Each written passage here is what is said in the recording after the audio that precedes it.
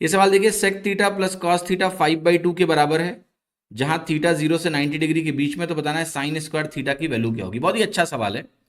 देखो एक pattern observe करिएगा, और वो पैटर्न ये है कि अगर मैं सेक थीटा को एक्स बोल दूं तो कॉस थीटा क्या है, 1/x है, उल्टा होता है, रेसिप्रोकल होता है।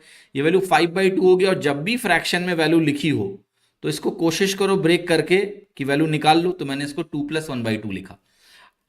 अब अगर आपको ध्यान हो प्रीवियस डीपीक्यूज, तो उनमें मैंने एक चीज समझाई है आपको। क्या समझाया है कि जब भी कभी x + 1/x हमारा a + 1/a के बराबर होता है, तो x a के बराबर भी हो सकता है और 1/a की भी बराबर हो सकता है। देखते ही आप बोलोगे कि यहां x मेरा 2 भी हो सकता है और x हमारा 1/2 भी हो सकता है। दोनों केस में ये कंडीशन सेटिस्फाई हो जाएगी।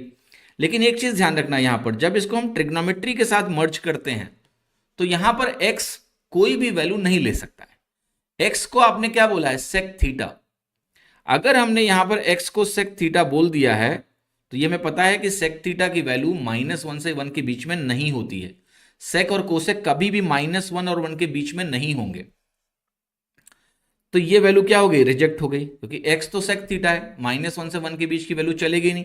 यानी x की वैल्यू हमारी 2 के बराबर होगी, यानी सेक थीटा हमारा 2 के बराबर हो गया, यानी कॉस थीटा हमारा 1/2 के बराबर हो गया। अब कॉस थीटा अगर 1/2 के बराबर होगा, क्योंकि सेक थीटा 2 है तो कॉस थीटा 1/2 है। अब साइन स्क्वायर थीटा क्या बनेगा, 1 - कॉस स्क्वायर थीटा बनेगा। आप कहोगे 1 - 1/4, 3/4 आ गया। या फिर आप कह लो कॉस थीटा अगर 1/2 है, या सेक थीटा अगर मेरा 2 है, तो थीटा की वैल्यू कितनी आ गई, 60 डिग्री। थीटा की वैल्यू 60 डिग्री आ गई।